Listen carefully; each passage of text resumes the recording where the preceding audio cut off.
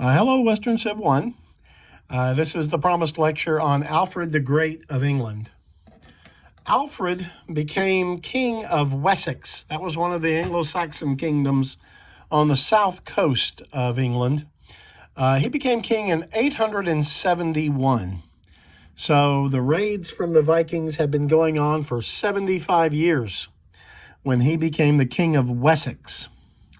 But the Vikings had become extremely successful, and they no longer were raiders. They would come and stay for years in enormous armies of thousands and thousands of men and dozens or even hundreds of ships and stay for long periods of time. And as I said in the last lecture, they had begun to settle permanently, making their homes in England in the north and eastern part of the country. Now, Alfred was king in Wessex, 871, on the south coast, southwest England. So as far away from where the Vikings were settling in England as you could get, but still very uncomfortably close.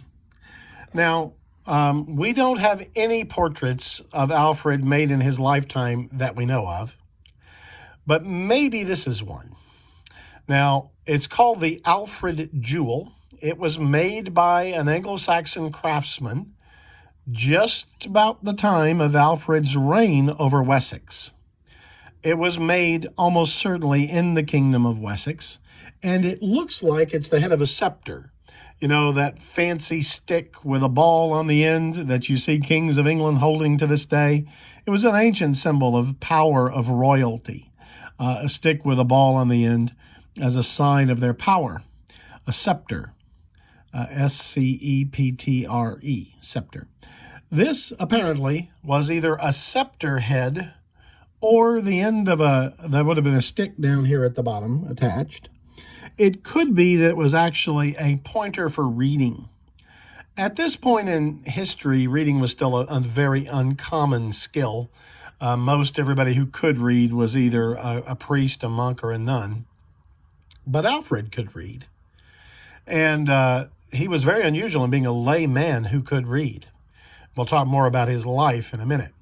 But some people think this may have been made not as a scepter, but as a pointer for reading, because it was still, at the time, this uncommon skill of reading, people would point at the words they were reading so they wouldn't lose track. And it was mostly read aloud. When you read in those days, you read aloud. It was very, very rare to read to yourself silently. So this could have been a pointer for a book. But anyway, many scholars think that we are in fact looking at an image of Alfred the Great. Now that being said, obviously it's not a spectacular image as far as a portrait goes, but it could be a picture of Alfred made in his lifetime. As it's a mosaic, of course, so it's not detailed. This is an image of Alfred made about 300 years after his death. So, this is not a portrait made in life, but it is a medieval depiction of Alfred the Great. By the way, that title, The Great, that epithet, The Great, no other monarch in English history is dignified by calling him The Great. That must tell you something about Alfred. He is revered to this day by the people of England as one of the greatest kings ever to rule over the island. And that was in the 9th century A.D. Pardon me. But why was he so great? Well, we'll talk about his battlefield victories and his establishment in some ways of the first kingdom over all of England. But another reason he was great is, as I said, he was a man of learning. He learned to read in an era when most men who were not priests or monks did not learn to read. Almost nobody among the Germanic peoples of Europe thought reading was a skill a king needed. But for one thing, Alfred was a younger son. He was not expected to be king. His older brother was going to be king. So people kind of cut him some slack, and in fact, Alfred was a very religious boy. I suspect they probably taught him to read because they thought he might eventually become a monk. But regardless, he learned to read early. He learned to write well. And incidentally, in this period, just knowing how to read didn't mean you know how to write. Those were taught as separate skills. But Alfred could not only read and write in Latin and English, he wrote very well in both languages. And we have books, multiple books, that Alfred the Great wrote himself. He is one of the first people in the Middle Ages who was not a Christian priest who wrote a book that you can read today. And he wrote both in Latin and in English. He was a man of learning. He also was a deeply pious man. He founded many monasteries and rebuilt churches. So he gets credit from the church for those roles. He is commemorated in the Anglican calendar of saints partly for those works. But he also did something unique in Western Europe. He created schools that were not part of churches. These were schools intended to teach the noble children of England how to read and write, how to do mathematics. He really did begin public education, although it was only for noble children, in England in the 800s. So this was a truly remarkable man, very unlike the kings of his time. So, Alfred the Great, for those reasons, would deserve the title the Great. Moving ahead.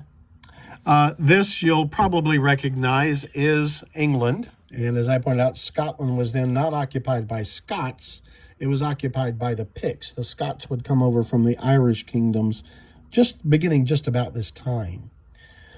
Northumbria, a big kingdom in the north, would be overrun by the Vikings in the early 800s. The Viking kings of this area made their capital in York, right here. They called it Jorvik. And in fact, that's why it's called in English York today. The ancient Roman Eboracum became Jorvik to the Vikings and hence York to us today. Mercia was the largest of these kingdoms, but East Anglia and Northumbria were early overrun, and Essex too, overrun by the Vikings. And by the middle of the century, middle of the 800s, the Vikings had seized London, and they were making their home here. They were settling in large numbers, putting a lot of pressure on Mercia, and eventually they would put pressure on Wessex in the lifetime of Alfred the Great. This is the area that Alfred was king over. So here you see the timeline, as I pointed out, 871, Alfred becomes king. Sorry, let me move it over a little bit. Alfred becomes king in Wessex when his brother Ethelred died. Ethelred died and Alfred became king. London fell to the Vikings in 872. The Vikings continued their persistent attacks across the north, and very shortly after that, an enormous army. It's known in English history as the Great Heathen Army. Heathen means polytheist. It means not believing Christian. So when they were called heathens, it's because they were pagans. The Great Heathen Army arrived under its king Guthrum in 878. This was an army of at least 20,000 Vikings, and they were mean motor scooters, let me tell you. They crushed Mercia to the north of Wessex, and they pushed into Wessex. They capture Winchester. The capital of Alfred the Great was the town of Winchester, and Alfred had to flee. As a boy, he liked to go hunting and fishing in a wetland. We'd probably say a swamp, colloquial in America, a wetland called the Isle of Athelney in western Wessex. And so Alfred fled there with a few of his men, and they lived in this swamp as they sort of reorganized and began to make plans. But Alfred had, secret operatives sneaking out, contacting regions around Wessex, and arranging for them to meet at one particular place later in 878. And at the Battle of Edington, as it's called in modern English, it was Etandune, at the time, but Edington. Alfred's Anglo-Saxon, his Wessex army, defeated Guthrum and the Viking Great Heathen army in 878. Interestingly enough, archaeological excavations there, just in the last decade, have found hundreds of Viking bodies. After the battle, the Vikings retreated and built up an earthwork around a church, and they stayed in there apparently till they were about to starve to death, while Alfred surrounded them, put them under siege. In the end, Guthrum had to agree to a peace treaty. And that peace treaty would last for a number of years. And the treaty required Guthrum to retreat back to Northumbria in the northeast of England there. And you'll see there that later that year, the Treaty of Wedmore accepted Viking rule over Northumbria and East Anglia on the eastern coast of England, and recognized the Vikings had no more right to attack Anglo-Saxons. So this is essentially divided England in half. The Danish territories, the Viking territories, came to be called the Danelaw. The Danelaw, where the Danes make the law, the Vikings make the law. And this was agreed to split England essentially in half in 878. But there were some Vikings not under Guthrum who refused to accept this treaty. And in 884, Alfred attacked and drove them out of Rochester, another major city in central England. And then Alfred seized southern Wales. So he went from being, hiding out on an island in a swamp from the Vikings to defeating decisively the Vikings, driving them back to the northern parts of England, and then expanding his own kingdom, because his vision was a united England in the end. In his lifetime, he almost succeeded in banding together England. As you see there, he also mounted an attack. Again, these were not Guthrum's men, so it was not a violation of their treaty. He mounted an attack on London and recaptured it from the Vikings. So it's Alfred the Great who restored London, now the capital of England, to the English. He, as part of the peace treaty, he recognized, again, East Anglia as part of the Danelaw, but not London. Finally, in 890, Guthrum died. Oh, one thing I forgot to point out. In the treaty in 878 that created the Danelaw, Guthrum, the Viking king, accepted baptism as a Christian. Now, you can ask how sincere his belief in Christ was, but he did, at least nominally, become a Christian, and many of his leading nobles did. And this did, in the end, help to reduce violence, because they would take oaths on the relics of Christian saints, and they came to fear that breaking their oaths, breaking their promises, might get the wrath of the Christian God down on them, since they'd been baptized. So it did help to restore peace and tranquility to some degree. Alfred's dream was to restore peace to England. And one of the ways he did that was creating burghs, B-U-R-G-H. I mentioned them in the last lecture. These were fortified towns with walls around them, but they had cavalry units, permanent soldier garrisons in these burghs, and they were spread about every 20 miles around the kingdom that he ruled. That way, no place in England was more than 10 miles from a burgh. And a man on horseback could cover that 10 miles in about half an hour. So from the time a message got to them that the Vikings were causing trouble, armed cavalrymen could get to the site within half an hour. This was a game changer. It meant the Vikings almost certainly were going to have a fight on their hands every time. Now, the Vikings were tough warriors, and they could win these fights. But it meant a fight. It was no longer a cakewalk to steal and kill and capture Englishmen. they would have to fight, maybe lose their lives. And it made them start reconsidering this plundering for profit scheme.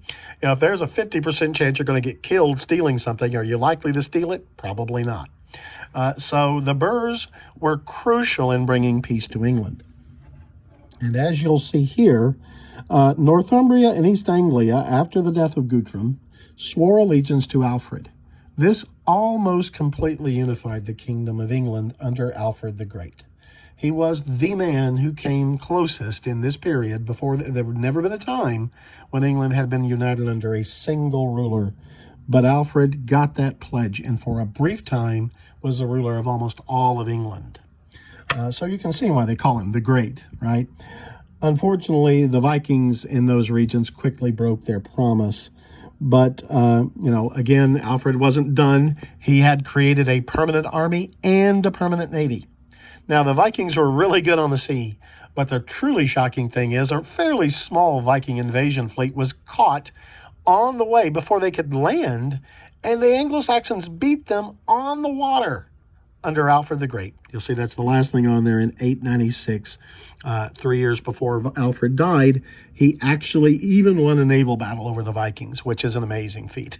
So this guy was pretty remarkable, and it was a game changer. From this period on, the Vikings settle down and rule over their part of England, but they will become increasingly English.